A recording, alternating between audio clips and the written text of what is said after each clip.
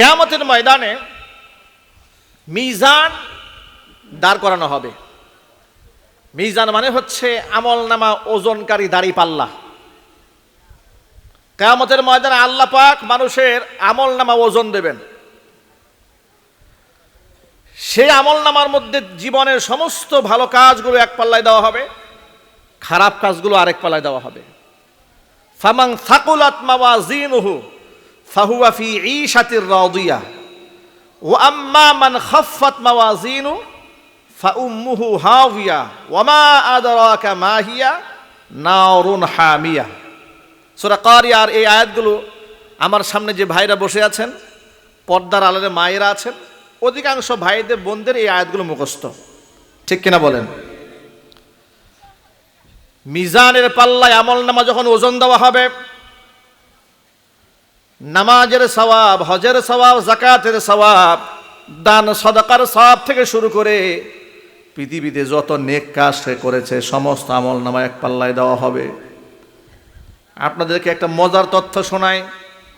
দুনিয়াতে বান্দা যত ভালো কাজ করেছে, যত নেক কাজ করেছে, চোখের হেফাজত করেছে, দান সদকা করেছে, জবানের হেফাজত করেছে, যত আমলনামা আছে মিজানের পাল্লায় যখন উঠায় দেওয়া হবে, এর মধ্যে একটা আমল আছে যে আমলটা মিজানের পাল্লায় দেওয়া মাত্র মিজানের পাল্লা ভারী হয়ে যাবে। সেই আমলটা হচ্ছে খুলুকে হাসান, উত্তম চরিত্র। উত্তম চরিত্র এটা এত উন্নত মানের আমল। চরিত্র ভালো রাখা, চরিত্র সংশোধন করে রাখা, চরিত্রের মধ্যে কালিমা লেপন না করা, এটা যে কত উন্নত মানের আমল। আল্লাহ রাব্বুল আলামিন তার হাবিবের প্রশংসা করে কসম করে বলেছেন, ওয়া ইন্নাকা লাআলা খুলুকিন নাযীম। নবী করিম সাল্লাল্লাহু আলাইহি ওয়াসাল্লাম কি কাফেররা শত্রুতা করে কখনো পাগল বলেছে, কখনো জিনে ভর করেছে বলেছে, মিথ্যাবাদী বলেছে, জাদুকর বলেছে, ঠিক কিনা বলেন? এগুলা বলেছে, কিন্তু চরিত্রহীন বলে গালি দিয়েছে। এর একটা রেকর্ড জাহিলি যুগ থেকে কেউ দেখাতে পারবে? আল্লাহু আকবার বলেন। এই যে আবু জাহাল, রসুলের জানের দুশমন, উতবা, সাইবা, ওয়ালিদ ইবনুল মুগীরা, যারা রসুলের জানের দুশমন, তাকে হত্যা করতে চেয়েছে, মারতে চেয়েছে। মানুষের কাছে বলে বেড়াতো তিনি যা বলেন মিথ্যা কথা বলেন, পাগল বলতেন, কিন্তু চরিত্রহীন বলতেন এমন একটি বর্ণনাও নাই। আল্লাহু আকবার বলেন। এত উন্নত মানের চরিত্র আল্লাহ রাব্বুল আলামিন তার রাসূলকে দান করেছেন। ওয়া ইন্নাকা লাআলা খুলুকিন আযীম। আপনি ছোটখাটো চরিত্রের উপর অধিষ্ঠিত নন, আপনি মহান চরিত্রের উপরে আছেন। এই চরিত্র মানে শুধুমাত্র নিজের যৌবনের হেফাজত এখানেই যথেষ্ট নয়। চরিত্রবান মানুষ বলতে কাদের বোঝায়?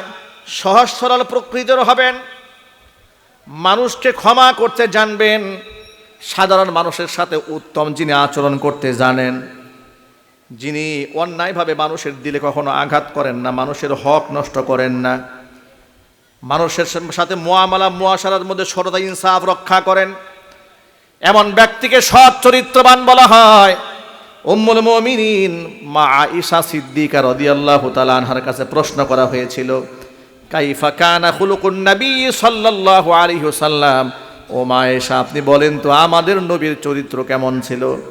মা আয়েশা রাদিয়াল্লাহু তাআলা আনহা জবাব দিয়ে বলেছেন, আলা তাকরাউনাল কুরআন, তোমরা কি আল্লাহর কোরআন পড়ো না? তারা জবাব দিয়ে বললেন, নিশ্চয় আমরা আল্লাহর কোরআন পড়ি। মা আয়েশা রাদিয়াল্লাহু তাআলা আনহা জবাবে বললেন, খুলুকুহু আল কোরআন, তার চরিত্র, তার আখলাক হচ্ছে 30 পারা কোরআনের বাস্তব নমুনা। জোরে কোন সুবহানাল্লাহ। কোরআনটা হচ্ছে নবী করিম সাল্লাল্লাহু আলাইহি ওয়াসাল্লামের চরিত্র। আপনাদেরকে ছোট্ট একটা উদাহরণ শোনাই। আখলাক এবং চরিত্রের কত উন্নত তরে নবী করিম সাল্লাল্লাহু আলাইহি ওয়াসাল্লাম উত্তীর্ণ হয়েছিলেন। হুজুরের জানি দুশমন এক কাফের, কুফফারদের লিডার, নাম হচ্ছে সুমামা ইবনে উসাল। নাম কি জুড়ে বলেন ভাই? সুমামা ইবনে উসাল। মক্কাতুল মুকাররমাতে তার এলাকা হয়ে বনু হানিফা গোত্রের প্রধান তিনি ছিলেন। বনু হানিফ হচ্ছে কুরাইশ গোত্রের একটু দূরবর্তী একটা এলাকা। শাম এবং সিরিয়া থেকে যত গম, ধান, আটা, খাদ্যদ্রব্য মক্কায় প্রবেশ করত, এই বনু হানিফ গোত্র হয়ে আসতে হতো। আর বনু হানিফ গোত্রের প্রধান ছিল এই সুমামা ইবনে উসাল। ব্যবসায়িক সূত্রে মক্কার লোকদের সাথে সম্পর্ক থাকার কারণে মুহাম্মদ সাল্লাল্লাহু আলাইহি ওয়াসাল্লামের সান্নিধ্য গ্রহণ না করেই দূর থেকে শুনে শুনে রসুলের শত্রু হয়েছে। বন্ধুর বন্ধু শত্রু হয়, মানে আপনার বন্ধুর বন্ধু বন্ধু হয়, শত্রু শত্রু শত্রু হয়, বন্ধুর শত্রু শত্রু হয়ে যায়।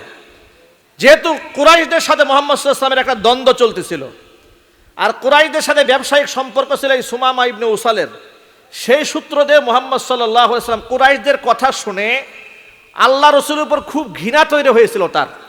এই জন্য সে ঘোষণা করেছিল সে সুযোগ পেলে আল্লাহ রসুলকে হত্যা করবে। যদি বলে নাউজুবিল্লাহ। এমন বিদ্বেষ আল্লাহর নবীর উপর সে তৈরি করেছিল, সুযোগ পেলে আল্লাহ রসুলকে সে কতল করবে। সাহাবায়ে কেরাম জিহাদের ময়দান থেকে ফিরে আসার সময় এই বনু হানিফ গোত্র হয়ে আসতেছিল, সুযোগ বুঝে বনু হানিফ গোত্রের প্রধান সুমামা ইবনে উসালকে গ্রেফতার করে মদিনায় নিয়ে আসে। মদিনায় নিয়ে আসার পরে এখন তো তার জানের দুশ্মন। সাহাবায়ে কেরাম মসজিদে নববীর খুঁটির সাথে ওরে বাঁধে। বাঁধার পরে আল্লাহ নবী সেখানে এসে হাজির হয়ে যায়। হাজির হয়ে যাওয়ার পরে সুমামা ইবনে উসালকে জিজ্ঞেস করে, ও সুমামা, তোমার সাথে কি ব্যবহার করা উচিত?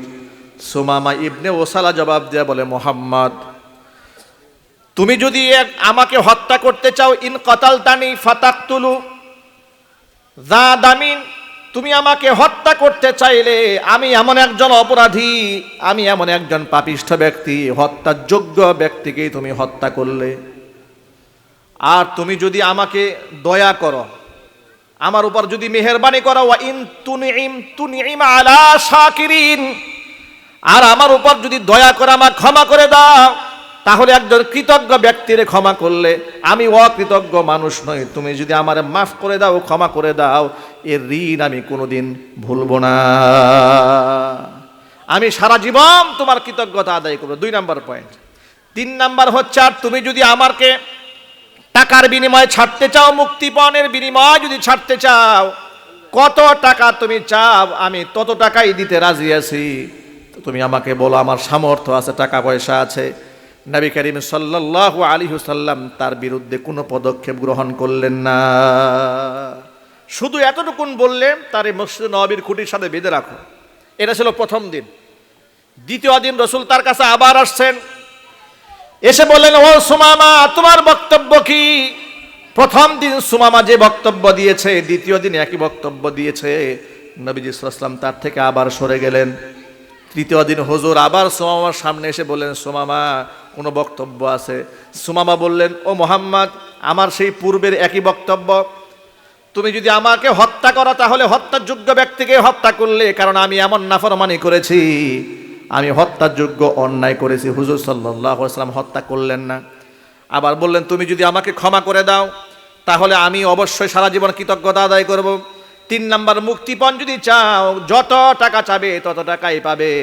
নবীজি সাল্লাল্লাহু আলাইহি ওয়াসাল্লাম তৃতীয় দিন তার এই বক্তব্য শোনার পরে সাহাবীদেরকে ডাকলেন, ও সাহাবীরা, এই সুমামা ইবনে উসালার হাতের বাঁধন খুলে দাও, পায়ের শিকল খুলে তাকে বিনা শর্তে মুক্ত করে দাও।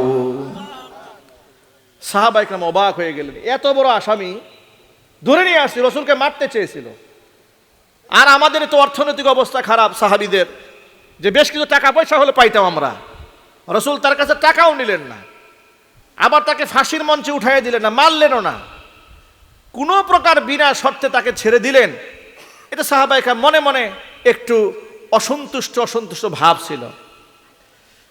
কিন্তু আল্লাহর নবী সাল্লাল্লাহু আলাইহি সাল্লামকে আল্লাহ পাক যে হিকমা দিয়েছিলেন, যে প্রজ্ঞা দান করেছিলেন, যে দূরদৃষ্টি সম্পন্ন জ্ঞান আল্লাহ পাক তার রাসূলকে দান করেছিলেন, সেটা সাহাবায়ে কেরামের ছিল না। এই সুমামা ইবনে উসাল মদিনার একটা বাগানে গিয়ে, সেখানে বড় একটা খালের ছোট্ট একটা কুয়ার মতো ছিল, সেখান থেকে পানি উঠায় নিয়ে গোসল করে পাক পবিত্র হয়েছে। আল্লাহর নবী তখন মসজিদে নববীতে বসে আছেন। এমন সময় সুমামা ইবনে উসাল মসজিদের মধ্যে প্রবেশ করলেন। সব সাহাবীরা বসে আছে, আবু বকর বসে আছেন, হযরত ওমর বসে আছেন, উসমান গনি জিন নুরাইন বসে আছেন, মানে এক বিশিষ্ট সাহাবীরা সব উপস্থিত। সবার সামনে সুমামা ইবনে উসাল মসজিদ নববীতে প্রবেশ করলেন। প্রবেশ করে বলছেন, ও মুহাম্মদ, বিগত 3টা দিন আমি আপনাকে ফলো করেছি, দূর থেকে আপনার নামের বদনাম শুনেছি, কিন্তু আপনার সান্নিধ্য গ্রহণ করিনি। 3টা দিন আপনার চালচলন, কথাবার্তা, উঠা বসা, আপনার আখলাক, আপনার চরিত্র, আপনার মুআমালাত, মুআশারাত, সাহাবীদের সাথে আপনার কথোপকথন, মুকালামা লক্ষ্য করে আমি এই সিদ্ধান্তে উপনীত হয়েছি, আপনি সাধারণ মানুষ নন, নিঃসন্দেহে আপনি মহামানব। আমার মতো শত্রুর সাথে যে ব্যবহারটা আপনি করেছেন, যে আচরণটা আপনি করেছেন, আপনি যে সত্য নবী, আমার কোনো সন্দেহ নাই। আপনি আপনার হাত বাড়িয়ে দেন, আপনার হাতের মধ্যে হাত রেখে আমি কালিমায়ে শাহাদা পড়ে মুসলমান হয়ে যেতে চাই।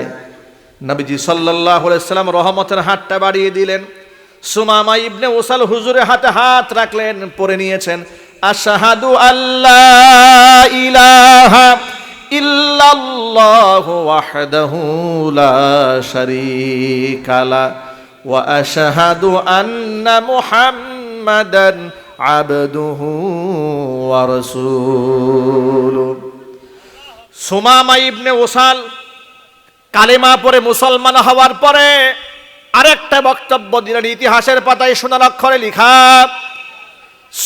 সুমামা ইবনে উসাল নবীজি সাল্লাল্লাহু আলাইহি সাল্লামকে ডেকে বলছেন, ও মুহাম্মদ সাল্লাল্লাহু আলাইহি ওয়াসাল্লাম, আল্লাহর কসম করে বলি, এই পৃথিবীতে আপনার চেহারার চাইতে নিকৃষ্ট কোনো চেহারা আমার কাছে ছিল না, কিন্তু আজকের পর থেকে আপনার চেহারার চাইতে প্রিয় চেহারা পৃথিবীতে আমার কাছে আর একটাও নাই। ও মুহাম্মদ সাল্লাল্লাহু আলাইহি ওয়াসাল্লাম, আপনার এই শহরের চেয়ে নিকৃষ্ট শহর, এই মদিনাতুল মুনাওয়ারার চাইতে আমার কাছে নিকৃষ্ট শহর পৃথিবীতে একটাও ছিল না, কিন্তু আজকের পর থেকে মদিনা মুনাওয়ারার চাইতে প্রিয় শহর আমি সুমামার কাছে আর একটাও নাই। আপনার ধর্ম ইসলামের চাইতে নিকৃষ্ট কোনো ধর্ম আমার কাছে ছিল না, আজকের পর থেকে আপনার ধর্মের চাইতে শ্রেষ্ঠ ধর্ম আসমানের নিচে জমিনের উপর আমি সুমামার কাছে আর একটাও নাই। জোরে কোন আল্লাহু আকবার। ভাইরা আমার, খুলুকে হাসান দিয়ে, উত্তম চরিত্র দিয়ে, আখলাক দিয়ে, বিনয় এবং বিনম্রতা দিয়ে নবী করিম সাল্লাল্লাহু আলাইহি ওয়াসাল্লাম সুমামা ইবনে উসালার কলিজা জয় করে নিয়েছেন। ইসলামের মধ্যে সন্ত্রাসবাদ নাই, ইসলামের মধ্যে জঙ্গিবাদ বলতে যে অপকর্মগুলা মিডিয়াতে বোঝানো হয়, আল্লাহর কসম করে বলি, উগ্রবাদ বলতে ইসলামে কিছুই নাই। আর দ্বীন ওয়ান নাসিহা, ইসলাম ধর্মটা হচ্ছে একটা উপদেশের বাণী। জোরে জোরে বলেন সুবহানাল্লাহ। ইসলামে মায়া আছে, মোহাব্বত আছে, ভালোবাসা আছে। এই জন্য আমার সকল ভাইদেরকে বলি, প্রিয় ভাইয়েরা আমার, উত্তম আচরণ আর আখলাক এটা অনেক বড় সম্পদ। এই সম্পদ আমরা হারাতে বসেছি। নবীজি সাল্লাল্লাহু আলাইহি ওয়াসাল্লাম বলেছেন, সাবাতুন ইউজিল্লুহুমুল্লাহু ফি জিল্লিহি ইয়াওমা লা জিল্লা ইল্লা জিল্লু। আবু হুরায়রা রাদিয়াল্লাহু তাআলা আনহু হাদিসের রাবী, তিনি হাদিসটা বর্ণনা করেছেন। তিনি বলেন, কিয়ামতের ময়দানে আল্লাহর আরশের ছায়া ছাড়া যেদিন কোনো ছায়া থাকবে না, সেদিন 7 শ্রেণীর মানুষকে আল্লাহ তাআলা তার আরশের ছায়াতলে স্থান করে দিবেন। 1 নাম্বার, ইমামুন আদিলুন, ন্যায়পরায়ণ শাসক যে ব্যক্তি হবে, আল্লাহ পাক তাকে আরশের ছায়াতলে স্থান দেবেন। আজকে বাংলাদেশে একজন ন্যায়পরায়ণ শাসকের বড্ড প্রয়োজন। 54 বছর হয়ে গেল দেশ স্বাধীন হয়েছে, যোগ্য ভালো ইমানদার একটা শাসক না পাওয়ার কারণে আজকে আমরা বহু পিছিয়ে আছি। যে যখনই ক্ষমতার মসনদ দখল করে, দুর্নীতি, চাঁদাবাজি, টেন্ডারবাজি, মানুষ খুন করা, গুপ্ত হত্যা করার যে অপরাজনীতি বাংলাদেশে আছে, এটা বন্ধ হওয়া দরকার। কোরআনে কারীম অনুযায়ী প্রত্যেকটা মুসলমানের রাজনৈতিক অঙ্গনে অবস্থান রাখা দরকার। কথা ঠিক না ঠিক জোরে বলেন। এই কথা বললে অনেক ভাইরা কষ্ট পান। তারা বলে, হুজুর, নামাজ, রোজা, হজ, যাকাত এগুলো তো আমরা করি। আবার রাজনীতির মাঠে ধর্মের দরকারটা কি? নাউজুবিল্লাহি মিন যালিক। আপনারা কে কোন দল করেন এটা আমি জানি না। একজন মুসলমান হিসেবে শুধু এ কথাটাই বলবো, আমার দল, আমার আদর্শ মুহাম্মদ সাল্লাল্লাহু আলাইহি ওয়াসাল্লামের নীতি অনুযায়ী হবে। ঠিক না? ঠিক জোরে বলেন। আল্লাহ নবীকে জীবনের সকল ক্ষেত্রে আদর্শ মানার দরকার আছে না নাই? আরো একটু জোরে বলেন। আল্লাহ পাক যেন কবুল করেন। আরো জোরে কোন আমিন।